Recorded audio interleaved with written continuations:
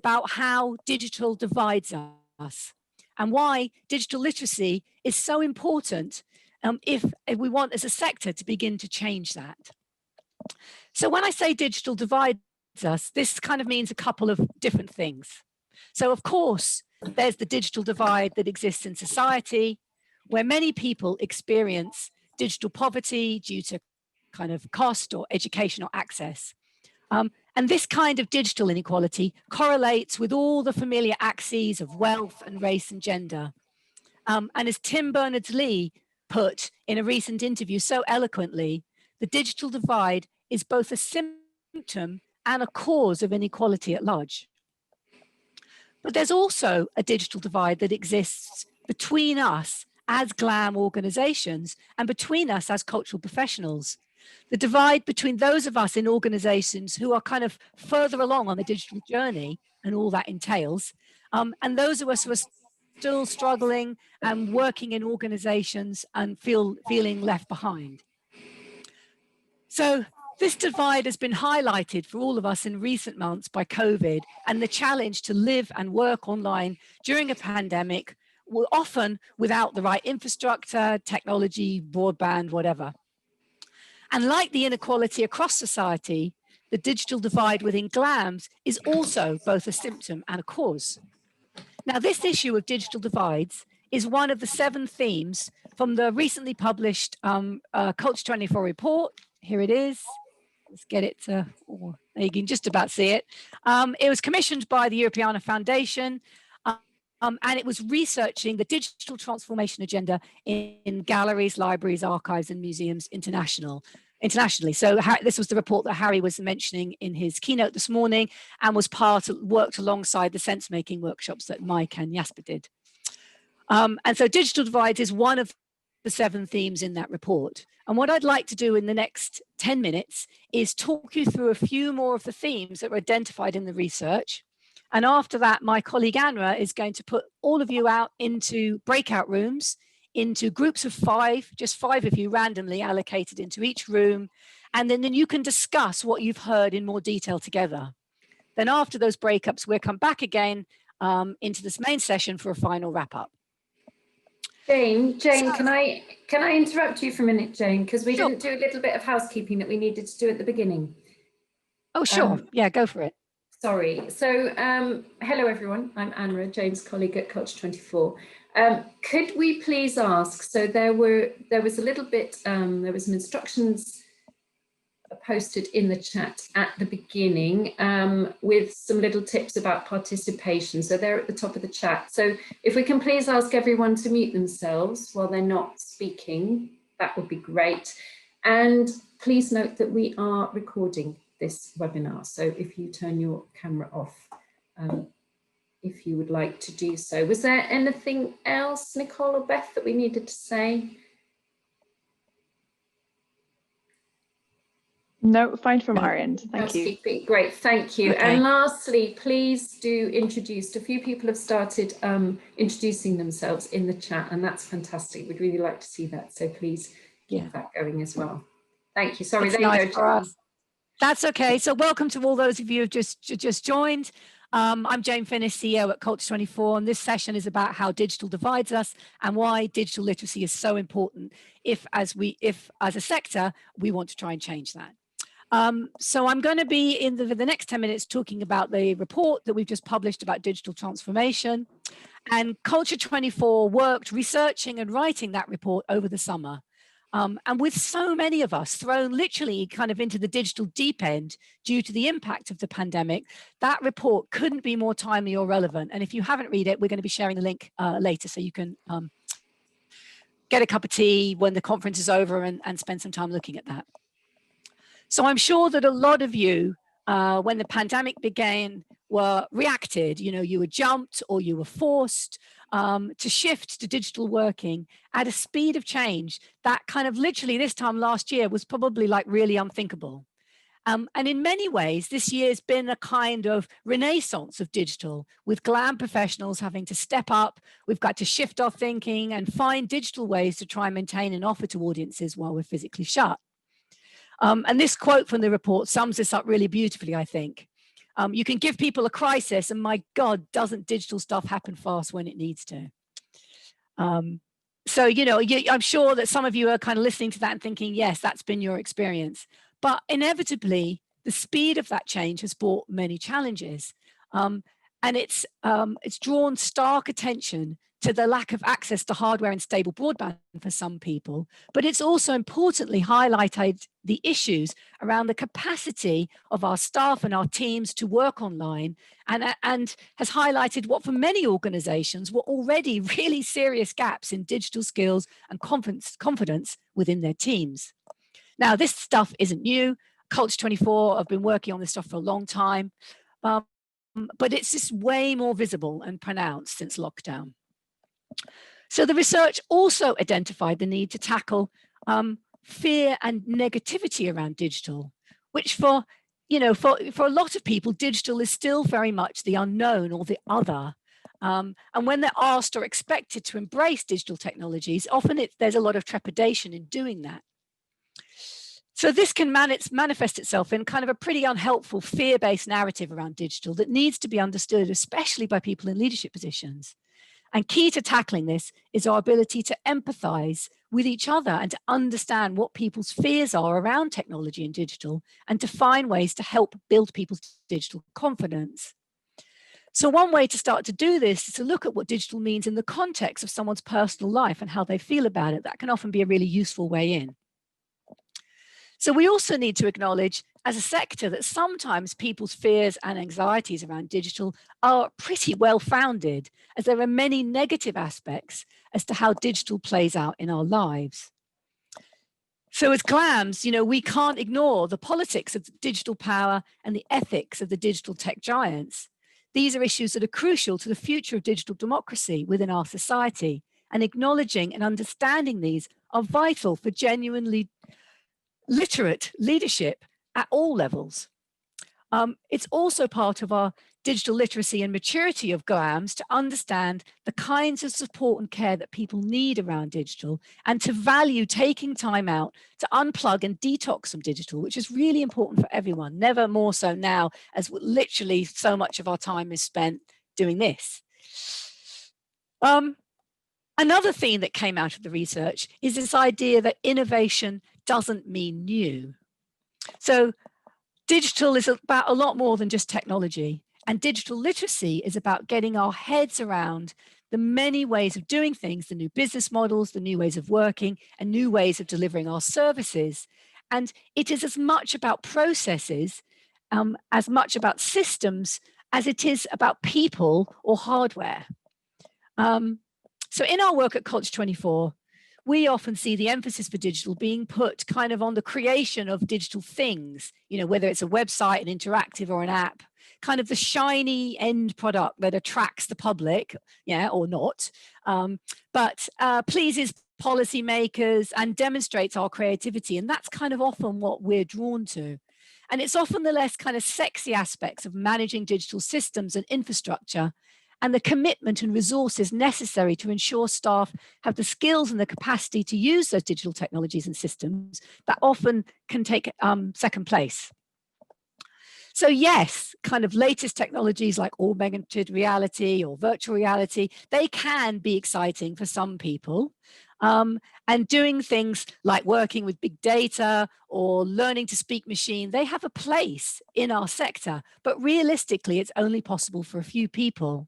And for many GLAMs, it would be really innovative to simply get the basics right, as so many are left behind. So most significantly, we found at Culture 24 that it's around the understanding of digital and everything that that encompasses, entails, and touches, that we found significant gaps in understanding, particularly in leadership positions. And this understanding starts fundamentally with appreciating the ways in which the culture of the digital world itself is a huge influence on our modern lives. That digital culture shapes our communications, our social interactions, our politics, and our sense of identity. So this brings me to our final theme that comes out of the research: how digital culture shapes social change. Now, many of the most pressing social issues we face as an increasingly networked and connected society do not exist in a vacuum. They're part of a complex multi-causal ecosystem that's got kind of digital culture woven into its fabric. And being able to understand the nuances of this digital culture is a key aspect of what digital literacy means for everyone, especially those in leadership positions.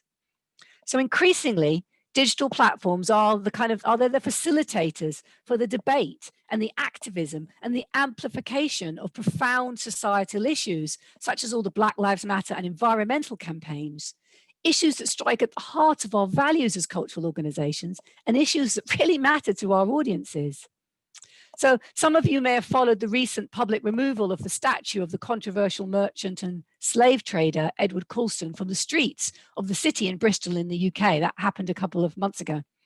The image of that statue being dragged down and thrown into the docks at Bristol was captured on social media, shared, and like so many other examples, went viral.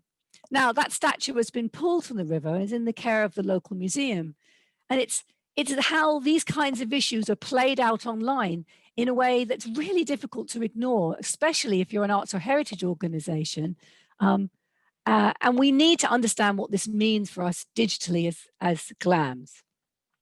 So I've just given you a kind of a sort of quick summary of some of the themes from this report, which Culture 24 produced, commissioned by the European and is about digital transformation. So kind of covered a lot of stuff and touched on some of the themes, but this report is really only the starting point. You know, it does contain recommendations aimed at individuals and organizations and networks and the sector and society. So it's got individuals recommendations that are pitched at different people. But none of those recommendations mean anything without the engagement of you guys, people like you and me and all of us on this call. We need to engage with the issues, the themes, and the challenges, and nothing's really going to change unless we make it. So what I'd like to do now is I'd like to kind of hand over to Anra. Anra, you're with us, yeah? And we're going to break you up into some breakout rooms to discuss things. So Anra, do you want to just tell us what's going to happen? Yeah, so thank you very much, Jane. Lots of food for thought there. So we're going to put you into breakout rooms. We're going to randomly assign those breakout rooms. You're going to be in groups of 4 or 5, because as Jane said, the first step, the starting point for this work is for us all as individuals to engage with these issues and to have a chance to discuss them and to have a chance to think about them. And the beauty of a group like this is that you don't know who you're going to end up with in this breakout room. And we hope that will mean that you have a really fruitful conversation. So we have 3 questions for you. We're going to give you 1 question now, and we're going to give you about 6 minutes for each question. So you'll be in the breakout room for almost 20 minutes in all.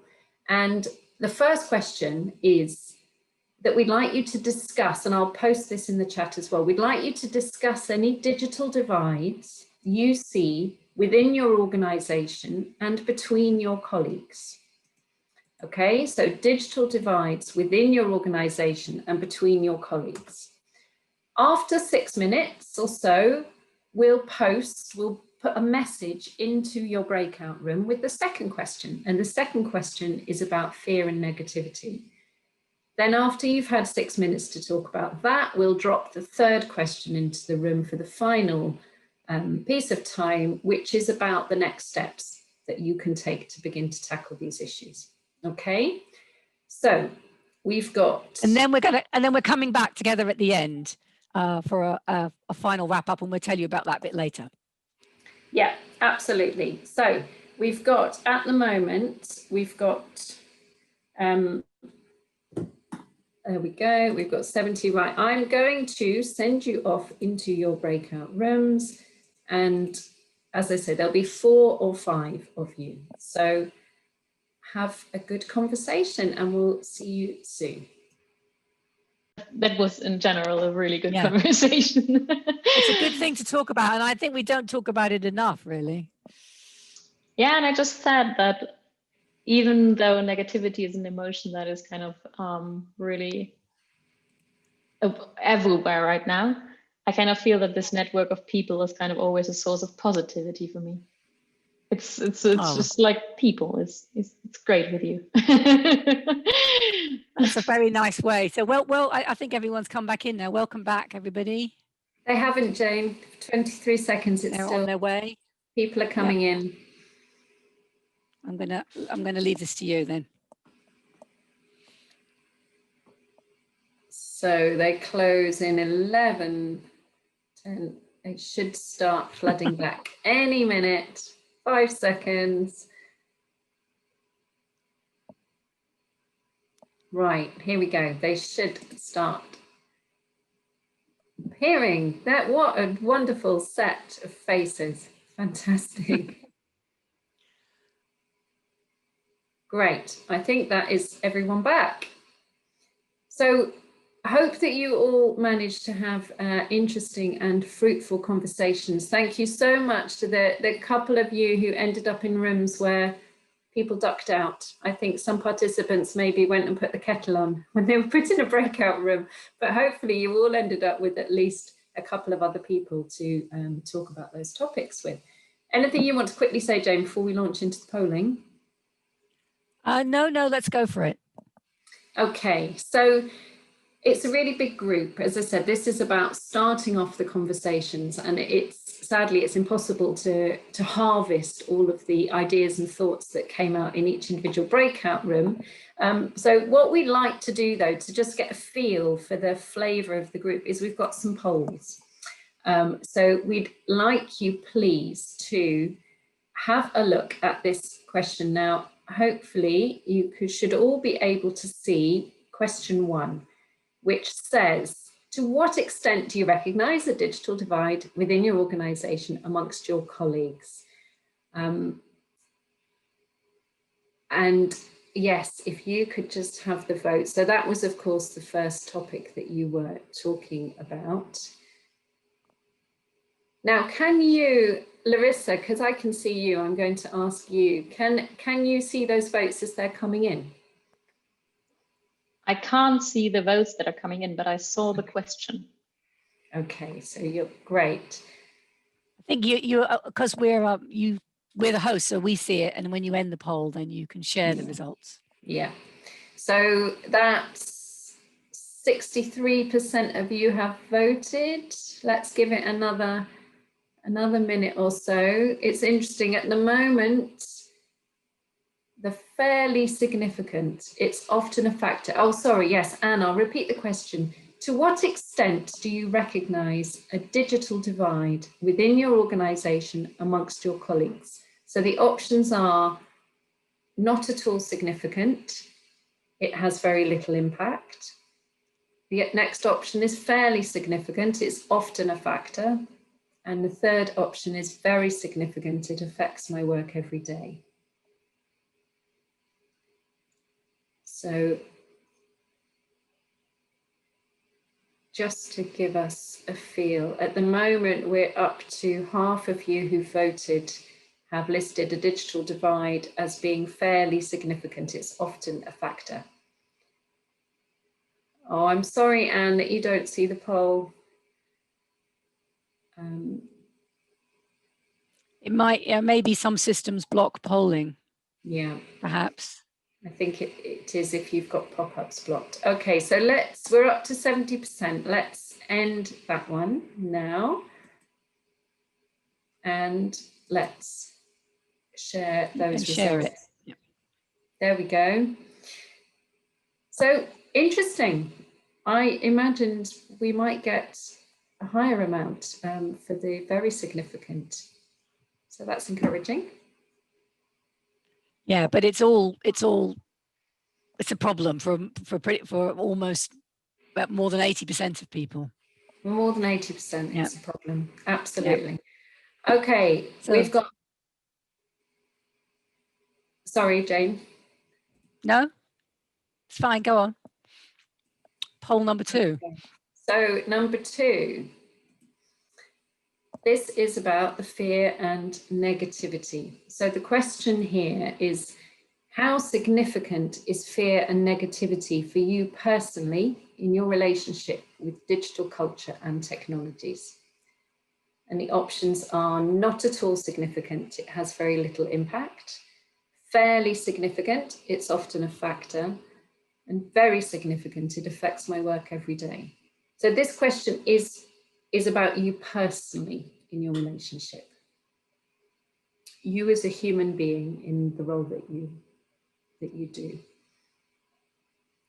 and your daily life.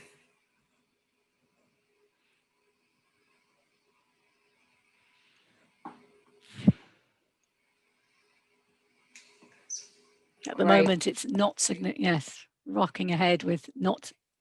You're obviously not a fearful and negative group, which is great. Oh no, you're getting a bit more fearful.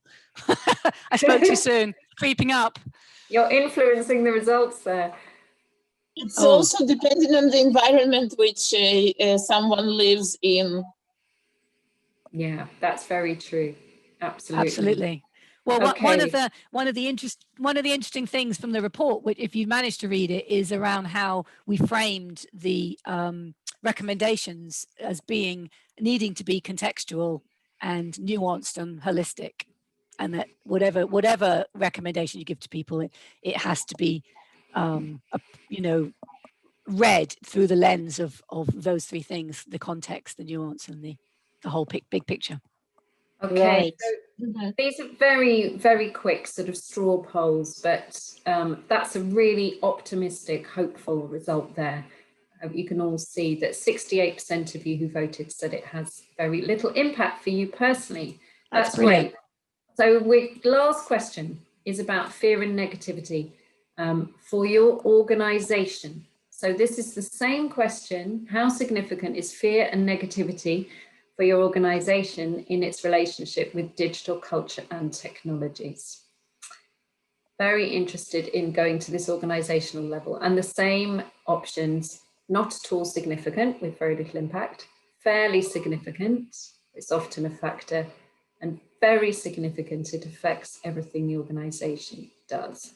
I like the comment in the chat as the whether asking whether that's actually naive or optimistic. It's a very good point.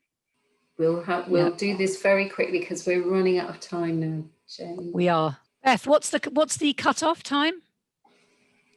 I think 45 minutes past. Yeah.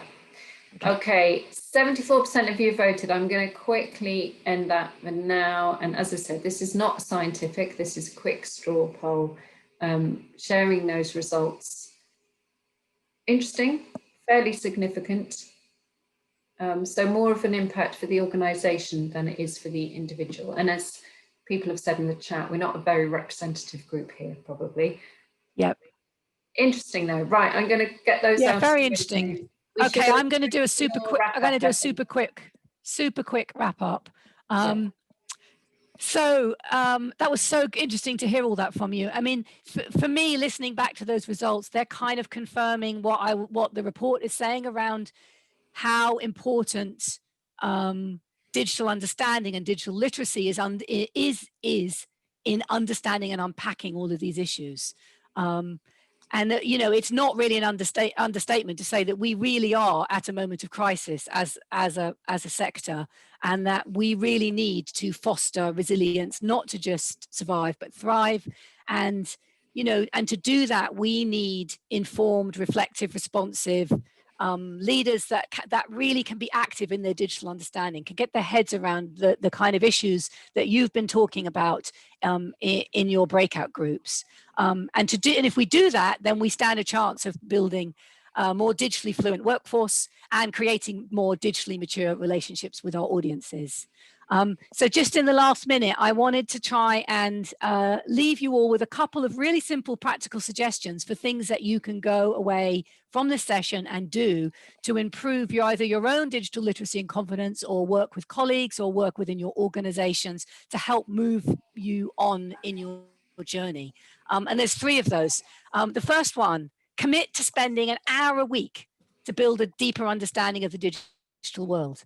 Yeah, an hour a week. That really isn't very much. You can start, read this report, yeah, or go and talk to other people who are more digitally confident than you are. Maybe talk to a teenager if you can get your hands on one in lockdown. Ask them about their behaviors online. Yeah, you can do something like join Medium, search for keywords to find articles by interesting thinkers. Medium's packed with loads and loads of stuff around digital literacy and the digital divide and developing digital understanding. So an hour a week, that's the first thing that you could do, or you could talk to your colleagues about doing. Okay, number one. Number two, discuss with your colleagues taking a values-driven approach to your digital activities. Okay, now there is a tool that exists out there that can help you to do that. I've just put it in the chat. There we go. The Digital Culture Charter. It's an online document. You download it as a PDF.